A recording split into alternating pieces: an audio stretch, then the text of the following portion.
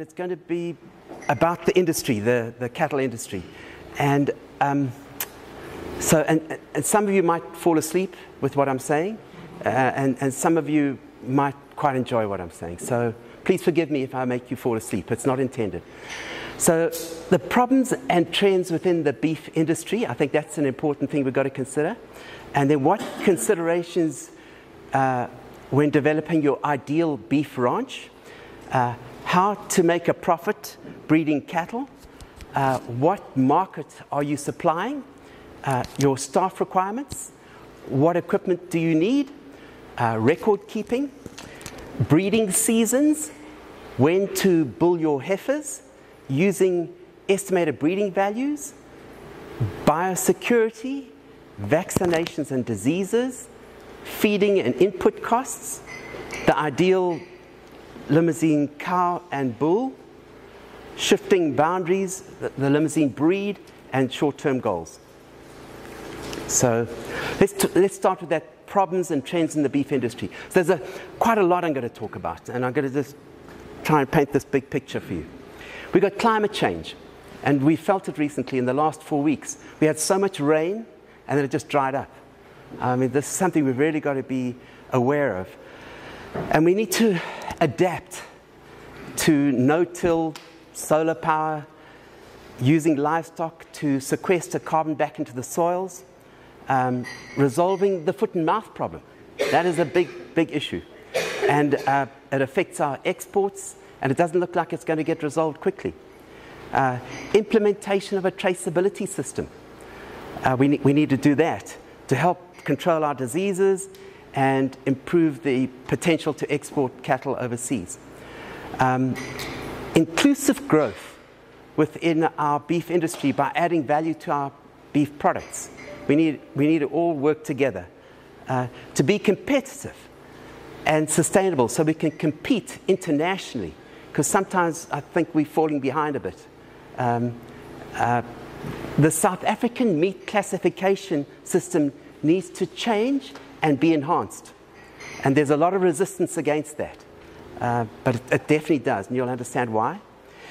There are two material profit drivers, namely quality of beef produced and quantity of beef produced.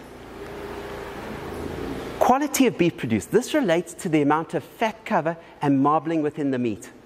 This is an important profit driver as it determines the taste of your meat. That's also interesting. What's more important, taste or tenderness? I'll leave that for you to decide. We are trying to develop our export markets to compete with other countries globally. We have foot and mouth disease, and it's not going to be resolved soon. It affects our ability to export beef. Feedlots regard beef as a commodity and are concerned about costs and profits. I promise you that's all that drives them. Certainly not about the quality of beef they produce. The quantity profit driver. This is an important profit driver and is completely ignored by our classification system. There's no incentive for the producer to produce more beef with a more muscular animal. The difference in meat yield, saleable meat, between a lean, well-muscled carcass and a very fat, flat, low-muscled carcass is a massive 35%. And that's, if you, at the bottom there, askthemeatman.com, there. If you Google that, you'll see, you can work it all out. And as an accountant, I did manage to work out that differential. So it's massive, and yet it's just ignored. So we live in South Africa, an emerging market country with lots of poverty. That's a reality. We're trying to feed a nation to produce more beef sustainably and cost-effectively. As a beef industry, we need to transform ourselves to feed our nation with large quantities of affordable beef. Both the quality and quantity profit drivers are important, and both should reward the producer equally. That's what should happen. So a possible simple solution to this problem. Our classification system does have a confirmation score of 1 to 5. Without costing the industry a cent more, at slaughter, a flat, fat, low muscle carcass with a conformation score of 1 to 2 should be penalized. And a round, bulky, low-fat carcass of a 4 to 5 should be rewarded extra. This would immediately give producers an incentive to farm with the correct breed of cattle to produce more meat for the nation. An example, the conformation score. We've got it in our classification system. Let's assume that the price is 50 Rand a kilogram. Just take 10%. So a conformation score of 1, which is that flat, low-fat, lots of fat, low-muscled animal, we should penalize it by 10%, 5 Rand. A conformation score of 2, penalized by 2 Rand 50. A 3 is 0. A 4 is you reward 2 Rand 50. And a 5, you reward 5 Rand. All the beef role players and the consumer would benefit. Everybody. It wouldn't cost the industry any more because you're penalizing the one hand, giving on the other. And we just automatically use the producers using the right type of bull on his animals, and he'll produce more beef naturally. And that's the type of little young calf we should be producing. So let's go on to the next thing. Considerations for an ideal ranch. Your farm should be about 2 hours away from where you live. Otherwise, you live on your farm. Okay. You should have adequate rainfall and grazing. That's how to choose your farm. Fencing. The cattle handling facilities and water reticulation in each camp. An excellent competitive advantage is having water rights. So when you go and buy a farm, try and buy a farm with water rights or water rights that you can get. The capital requirement of a farm. Julius Malema thinks the land is all that he needs. Well, he's got a big wake-up call, I promise you. And that's why things failed in Zimbabwe. The land is one, it's about a third of the capital you require. Then you need to recapitalize the farm. Another third, to just get it back into some sort of semblance of working order. And then you have to have a third for working capital. You've got to pay wages, you've got to buy feed, you've got to buy cattle, you've got to go. So that's the capital you require. How do you make a profit? There are 2 important profit drivers when breeding beef cattle. How many cows exposed to the bull weaned a live calf? That's your fertility. They must wean a live calf. So if you can get about 8 to 9 out of 10, you're doing very well. Put that in your head. How much beef can be produced naturally per hectare? So that's we're going to talk about regenerating your soils using cattle. And this applies to a stud and a commercial beef producer. It's got to follow those two drivers. So profit, the fertility and weaning of live calves. You can manage your fertility with the following. Your intercalving period. Days last calf, age first calf. The scientific measure, which the scientists use, is days to calving, which relates to the bull in and your calf out. Okay. By weaning to 80 to 90% of your matings, you're doing very well. This is your most important goal as a beef producer. Profit, more beef per hectare. By using electric fences, high-intensive, non-selective strip grazing systems, one can improve your carrying capacity by up to 4 times. So you don't need more land, just use your current land more efficiently. And I use a Staffix electric fence. They're in Jet Park in Joburg, and it really works well. It really does work well. This is significant because you need less land and you're improving your soils at the same time. The cattle sequester the carbon back into out of the atmosphere, back into your soils.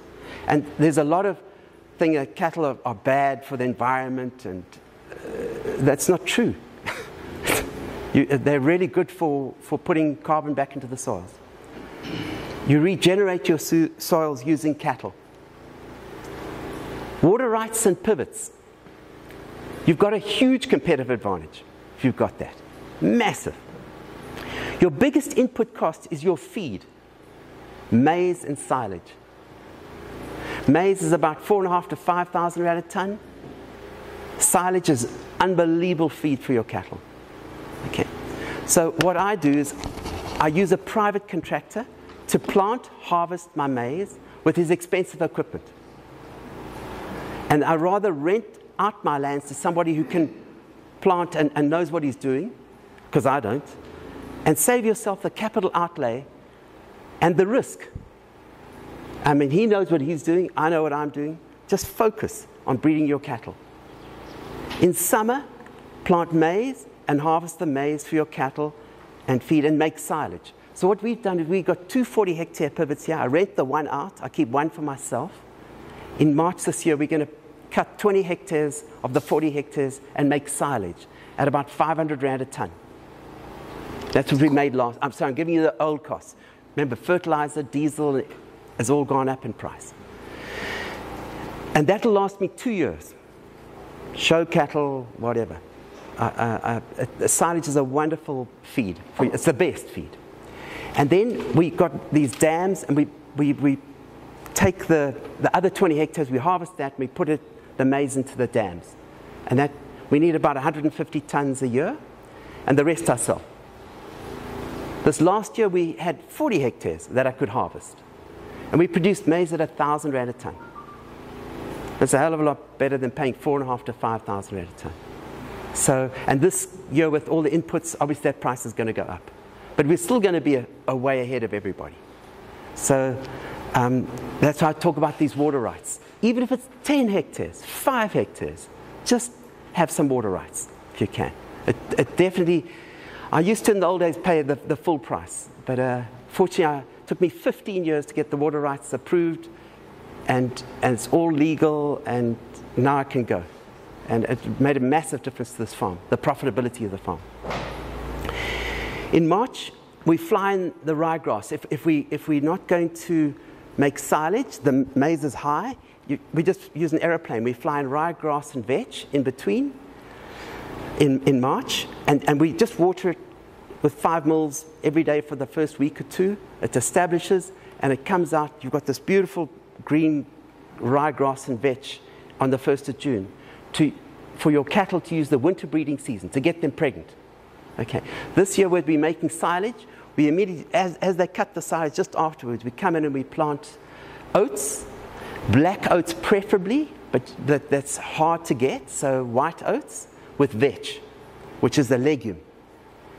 And you've got all this plant diversity, and you're keeping all the organisms and everything alive, and the cattle come along and they sequester carbon back into the soils. And it really works. It's profitable. It works. Promise you. And the end of your winter breeding season, all your cows are pregnant. Achieved your fertility goal. Okay. So, and we use these solar-powered electric fences. So when Eskom goes on the blink, the sun keeps on working. And the cattle, and we got two electric fences, and we got 4 different breeding groups with bulls. They don't jump over those fences. Nothing happens. It's wonderful. It really works well. So that's how we do it, and it does make a big difference. What market are you supplying? So there at the top is about 200 seed stock stud producers. The commercial farmers are about 60%, about 8 million, and the emerging communal farmers about 5.5 million, 40%. Those are the amount of cattle. We've got about 12 to 14 million cattle, depending on whether we're having a drought or not. Are you a commercial farmer producing weaners for a feedlot? Are you buying weaners for your own feedlot? Are you a stud breeder, seed stock producer, supplying bulls to the commercial market and bulls and females to the stud market? Are you going to add value to your beef by processing the meat? These are questions you sort of ask and where you're headed. Your staff requirements. Try and employ the staff who love working with cattle. Place them in an area where they're inspired and enthused to wake up in the morning and do their work. Look for the good in everyone. Use their talents in the right areas. Make them feel part of a team by getting them involved in the problem solving and the decision making. And it's amazing what comes out and how they try and compete against each other, and how creative the guys are. I mean, some good ideas come from somebody that you least expect. It's amazing. What skills are required? Cattle handling. Collect them on horseback. We use horses to go and get them, round them up. Identifying sick and missing animals. Dip, dose, and inject the animals. Record keeping and admin.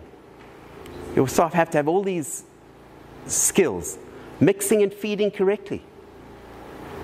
We do all our own mixing at the back there. General repairs and maintenance. Cutting and baling. We only cut and bale for our show animals.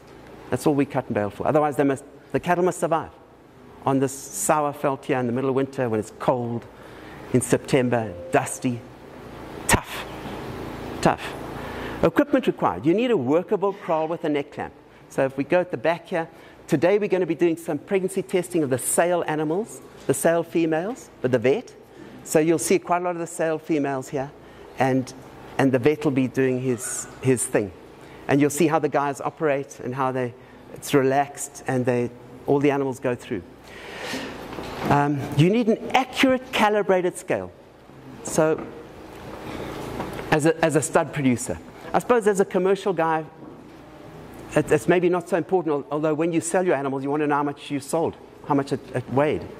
So I use a guy in Heidelberg. It's an 8,500 Rand scale, and it works really well. I can easily get spares if something goes wrong. Nothing has gone wrong, but it's an excellent scale. Kraal pens to separate your various groups of animals, because you've got to separate them. Depending on your herd size, a spray race. And you can see we've got a spray race at the back, and go and see how that works. That's really nice and easy to dip. Put your animals in, and they go through and dip themselves. A loading ramp. You'll need that. An office with a fridge for your medicines. It's all at the back here.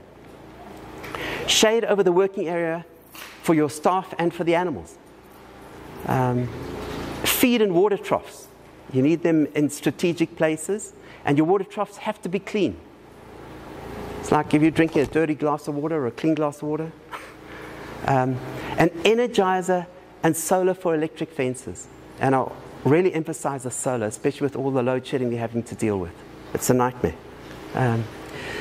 Record keeping for a stud.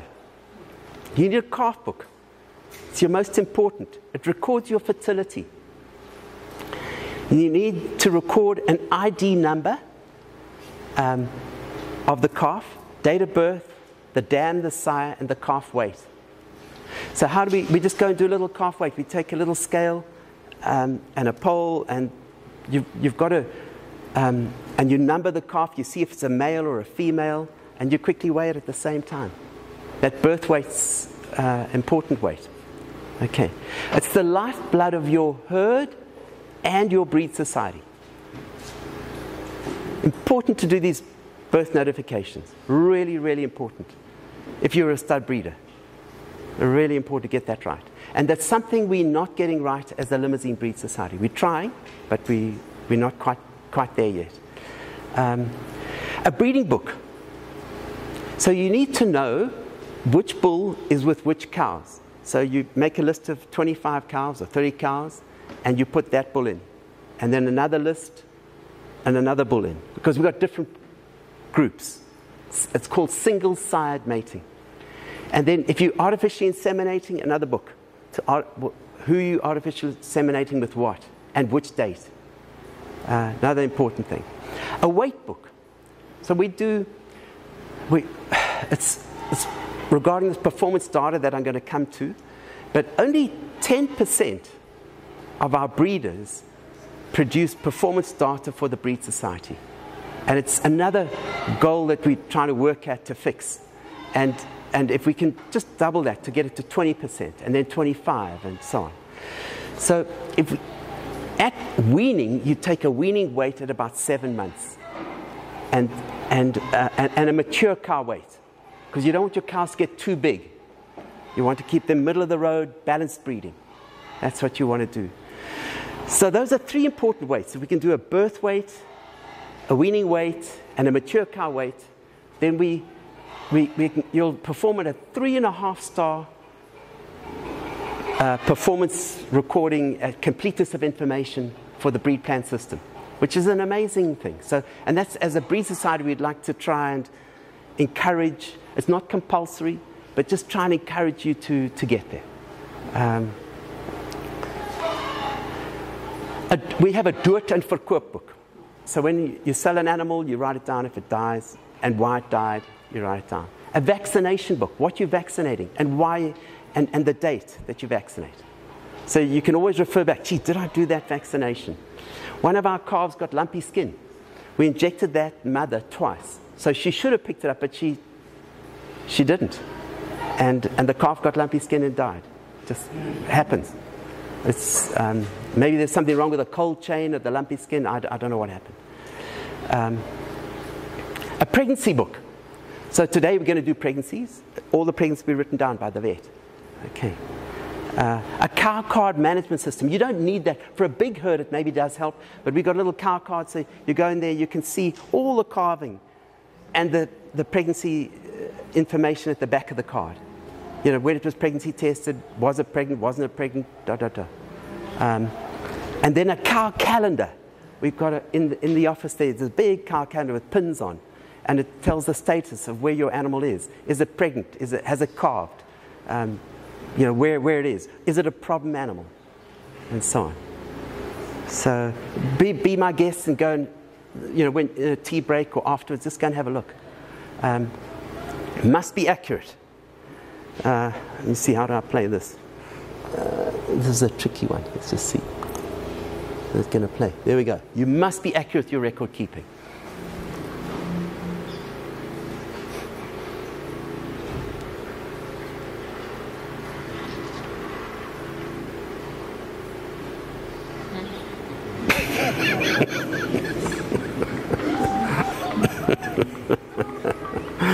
Sorry about that. You don't have to be that accurate, but okay. Breeding seasons. Breeding seasons help you manage your calving and weaning. Okay. It should be adapted to your environment where you work and where you're farming. You can have one a year, or you can have a summer and a winter. Like we've got a summer and a winter. It works for us here, especially with the green feed that we can produce. It's normally about 3 months long. Okay. When to bull your heifers? Authorities suggest that you should bull your heifers at about 15 months of age. Okay. This certainly does not work for us. We've done it. Because you encounter calving problems, and then you have to get the heifer back into calf. That's the main thing. And she's teething. And she's cutting her teeth. It doesn't pay in the long term to try and steal an extra calf. It doesn't. Rather wait 3 to 6 months and then bull your heifer. Yeah, we do that. So our age first calf is an average of about 30 months. That's where we're at. 30, 31 months. It works for us here in the Highveld on this farm. I've done the 15-month story, but all those problems I've described there, it hits you and it affects your pocket. So you must take your breed into account, i.e. is it late maturing, early maturing, and it'll also determine your age first calf. Okay, which I say it works for us around about 30 months plus or minus. Using estimated breeding value. Sorry, Quillet. Yeah. You have considered on weight. Yes. The weight of the heifers. Yes. Regardless of age. Yes. When using a bull. Yes. It can. That's a very good point you raise, Quibus. So we take the mature cow weight, limousines between 550 and 600, and then I don't know what 380 kilograms is about right. So if your heifer's weighing about 380 to 400, you can breed it. That's got the ages in that part of the section. Yeah, then you can just base it on weight. Yeah, base it on weight. Correct. And that she's mature enough to be able to conceive, produce a calf without any calving problems. And that's another important thing you're feeding. I'm going to come to that. when you get your heifer pregnant, it's advisable to try and separate her and keep her in a separate camp, and then feed her correctly, not overfeed her, because I promise you, I'll guarantee you'll have calving problems. If you get her nice and fat, that calf grows like anything, and you'll be pulling calves. Yes. When you bring No, it doesn't matter. If it's a big, heavy bull, and you've got a small little heifer, I would prefer to use a smaller bull, because you don't want to break its back or anything. Yeah. But John, I think you can mention the importance of the bull's birthday. Yes, yes. I think Quibus should be giving this lecture. No, it's actually, Quibus is coming up with brilliant ideas. So thank you, Quibus. Thank you, sincerely. I'm not, he's very clever, very good. I mean, Quibus, let me tell you about Quibus. Quibus is, I think, the oldest limousine breeder that is here today. He was one of the original founding limousine breeders who imported animals from France into South Africa. And he's a great friend of mine, and thank you for being here today, Quibus. Really, sorry, I should have mentioned something about Quibus. And he won the chairman's trophy because of his dedication to our breed, and it's lovely to have you here. Thank you. Thank you.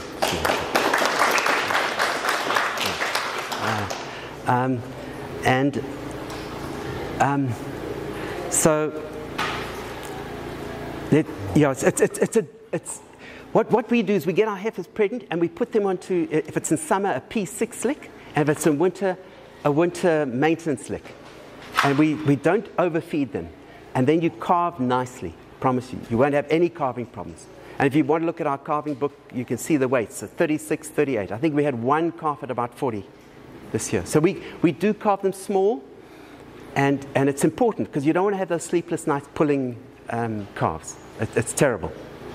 And we have had it in the past through overfeeding and a management problem, not the animal, not the limousine problem.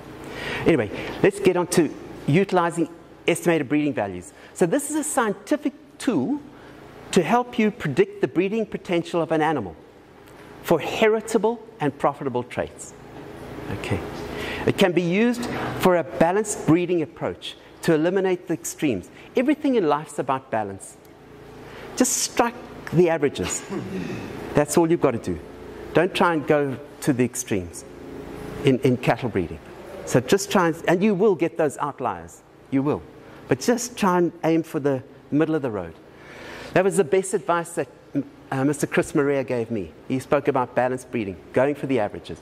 And Quibus will second me on that. Estimated breeding values use performance data of animals. So that's why, as a breed, we're falling behind here. We're still riding our bicycle. We need to get onto an e-bike, and then we need to go onto a motorbike, and then a sports car. So we've still got a long way to go as a breed. And we've done this for years. At least we've got the basics right as a breed. We're doing herd inspections. We're in a lovely place. I'm going to talk about it, where we are, and how well we're doing. But we need to go to another level. You can only compare with inbreeds.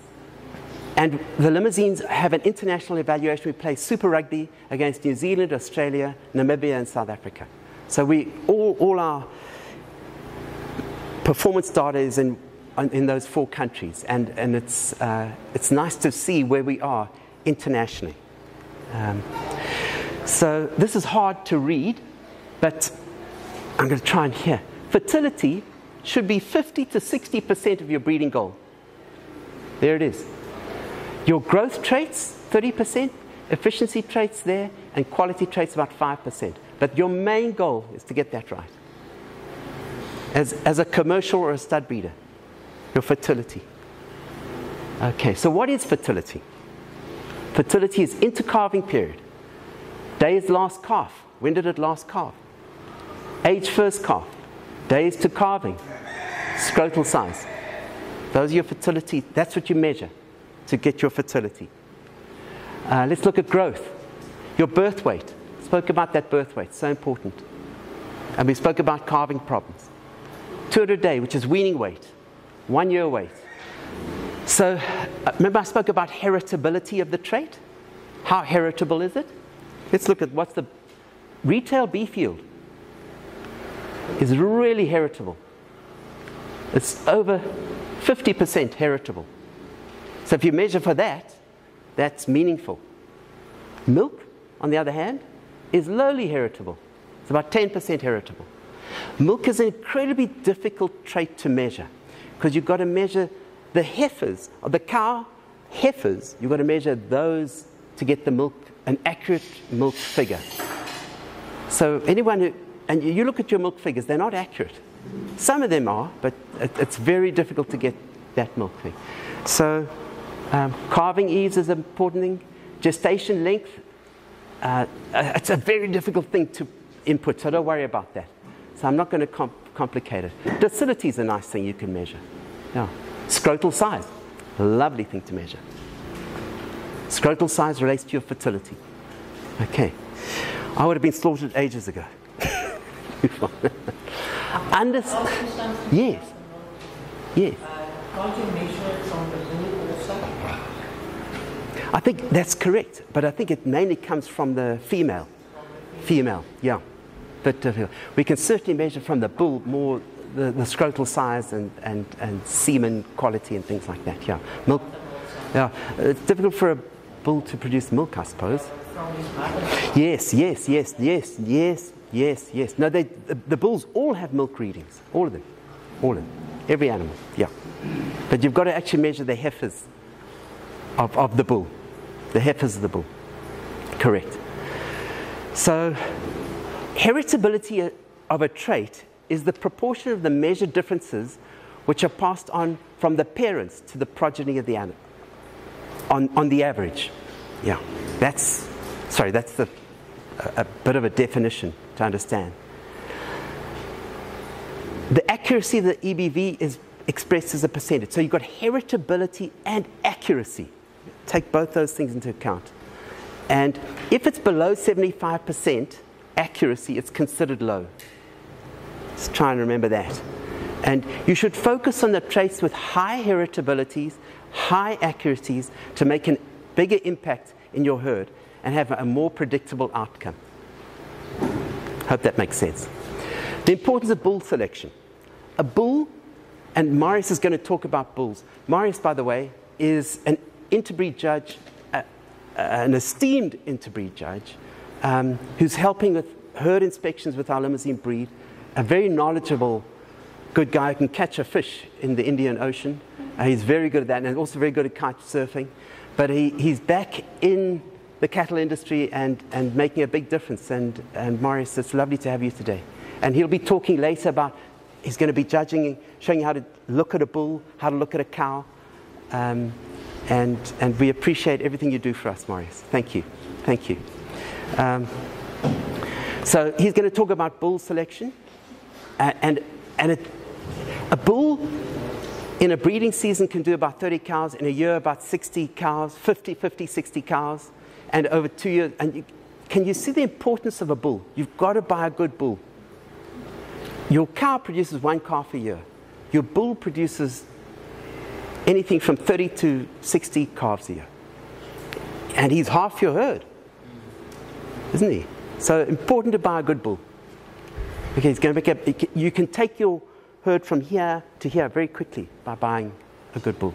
Okay. So make sure you select the right one for your herd. And a bull will make genetic improvements to economically relevant profit traits. That's it. And fertility is number 1. The importance of bull selection, it can sire up to 100 calves in its lifetime and make a big impact. The daughters of the bull stay in your herd for the next 10 years. Good bulls heavily influence the genetic merit of your cow herd and make sure it can perform for the profitable traits you're looking for. Okay, so you don't want to get a bull like this. Let's just see this thing. It's a Simmenthaler, by the way. This is not what you want. Sorry about that. Sorry about that. Anyway, he tried. Let's give him a break. He tried. Okay. Biosecurity. Okay. Biosecurity is really important with foot and mouth around. Really important. I had a scare the other day. Before I left on leave in December, we took 28 sale females, we put them in a camp, and we had an abortion. And I thought, that can happen. We then, just before I left, we had another abortion. And then just in January, early January, had another abortion, 3 out of 28. And that's abnormal. So I immediately called the vet, and we bled all the animals. And last week, to my relief, we were clean. Clean from contagious abortion. Contagious abortion is a nightmare. An absolute nightmare. Now that was a scare. And the vet said to me, John, I don't understand. You've been clean for years. You've never had a problem. We've got this boundary fence that's secure. How did it get in? He said, no, I don't think it's anything to worry about. I was still worried. Okay. Then he said to me, do you have any acorn or oak trees in the camp? And I said, yeah, we do. He said, that's your problem. I'm 99% sure that's your problem. The oak trees, I think, have got a little acorn or something, and some fungus grows in them, and it causes abortions and all sorts of things. So that's, I think, the reason why we had that. But it was a scare. And it's a true story what happened to me recently. So, contagious abortion is a terrible disease. Efficient biosecurity prevents transmission of these diseases to your animals from neighboring areas. So your boundary fence has to be very secure. Okay. Isolate and test all new animals introduced into your herd. So we got a little hotel. We call it the hotel, the Premier Hotels, and room number 1, 2 down there. And if a new animal arrives on this farm, we put them in there. And we make sure, we test them, make sure that they're okay, and then they're released into the herd. Okay. Limit controlled human entry onto your farm. Okay. Transmissible disease can be managed with vaccines. Foot and mouth, big problem, huge problem. And I don't know how we're going to get this sorted quickly. This contagious abortion I've spoken about. Trichomonas and vibriosis in your bulls. So every breeding season, we test our bulls for those venereal diseases. Okay. Rift Valley fever, we vaccinate for that. Lumpy skin, we vaccinate. And I told you the story how that vaccine didn't even work, even though we'd vaccinated that cow. Anthrax, botulism, black claw, and many more. Tick-borne diseases can be managed with regular dipping and some vaccines. So you can, but Honest-to-Put is terrible at producing vaccines. We've got some red water. I don't know how it got in the farm, but you get 2 types. You've got this quite bad red water. So we said we're going to do all our calves with red water blood, which we did do the 1 year. Last year we couldn't get it. It's not available. Even though you put your name down, it's chaotic. Yeah. So I don't know how they're going to sort that out. But I suppose private enterprise does step into the breach, and that's what's going to happen eventually. Yeah. For every 1 tick you can see, there are 10 more that you can't. So you see 1 tick, multiply it by 10. Gall sickness, red water, heart water. Disease, internal parasites are also a concern. Dosing your calves. Eye problems. Get the odd eye problem. Okay. Ivermectin is a good all-round solution, even for us humans, if you rub it on. Try not to drink it. Calf diarrhea. Aish. Have we been through the mill with calf diarrhea? Cryptosporidium. Yeah. It's a protozoa. E. coli. Rotavirus. So we've got a little formula that we use here for the calf diarrhea. We get most of our calves through. But we've had it. We've had to work through that one. It's been tough. Correct feeding for calving. We've spoken about this briefly. Incorrect overfeeding can lead to big calves and calving problems. Your main goal is to get your cow heifer pregnant by feeding a production lick. Production means you're giving her more protein and carbohydrate, and she can eat lots of grass to help her raise a strong calf. Once she's confirmed pregnant by the vet, she must immediately go either onto a winter maintenance lick or a P6. So I repeated myself. Okay, that's just minimal, so the calf doesn't grow too big inside her. Input costs. I would be aware of this as well. The price of oil. I mean, we've seen it in this last year with the war in Ukraine and everything. How everything just went berserk. The rand devaluing, input costs are increasing dramatically. Diesel, fertilizer, crop sprays, feed inputs, phosphates. You've seen price of phosphate double. Medicines, vaccines, Eskom. The problem, minimum wages. You've as a farmer, everything's thrown at you. You've got to catch it, control it, be aware of it, manage it, and ensure that you remain sustainably profitable. You've got to find ways to cut costs, because I mean, it's tough. And we've had a couple of good years of rain, so it's been good for the cattle farmer now. Wait till we have a couple of droughts. That's coming. Be careful. Just put that in the back of your mind. Okay. So now I'm just going to talk about the Limousine breed briefly. We'd like to believe we're shifting boundaries. Okay. We have a wonderful spirit of togetherness. I think out of all the breeds, we really are united. We've got no politics. We're a young, dynamic council. I'm the old toppy in the council, which we're working together for the benefit of all the breeders in the breed. Okay. We're the Southern African Breed Society. We've got Botswana involved, Zambia, Mozambique, Namibia, everybody. So, and we're well adapted to all those countries and all the provinces in South Africa. We strive to breed a medium frame, well-balanced, early maturing, softer, well-muscled animal with good capacity and fat.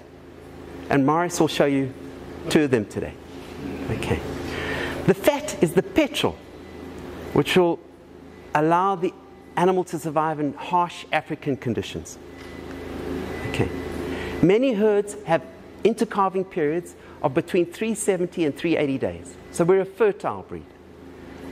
Knowledgeable and professional herd inspectors. I've introduced Marius already. And he's our main herd inspector. He does amazing work.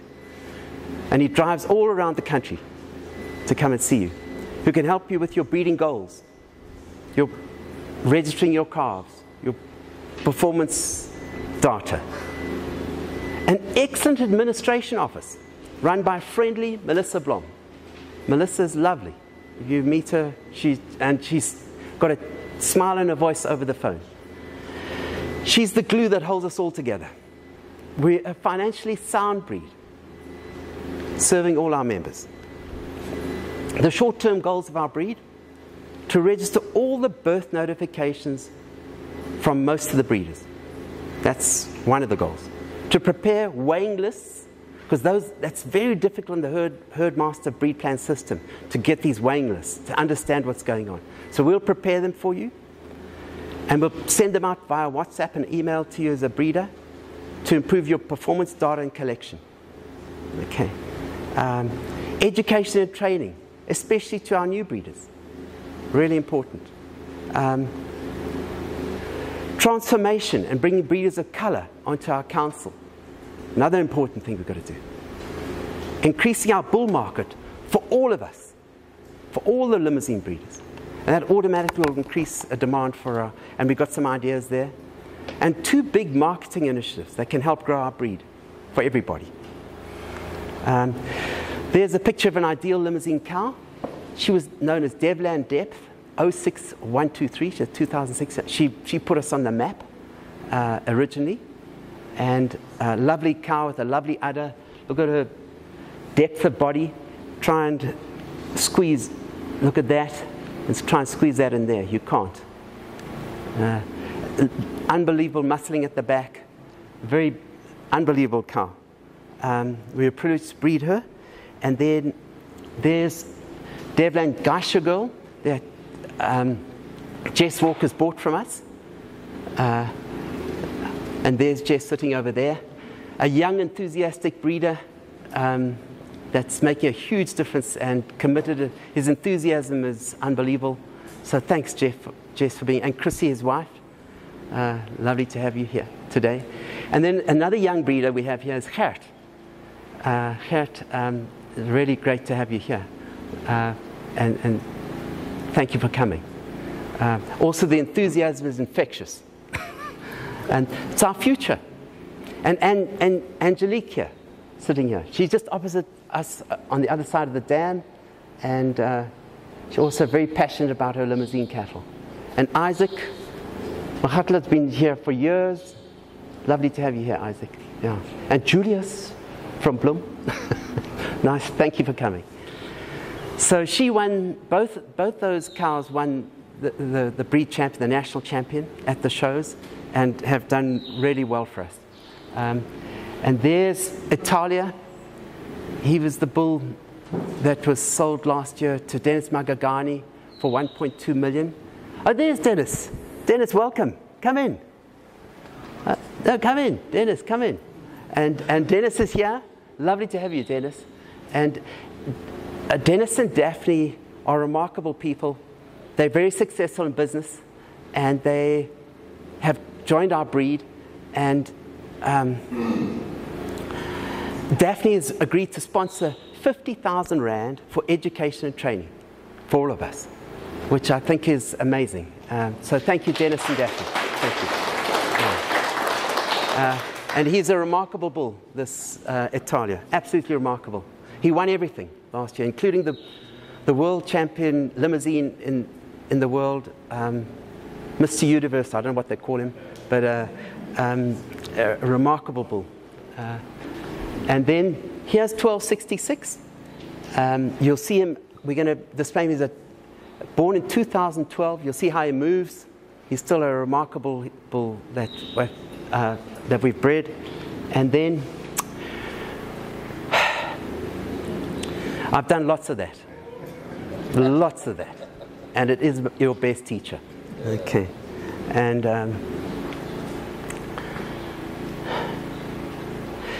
the rent's due every day. Yeah.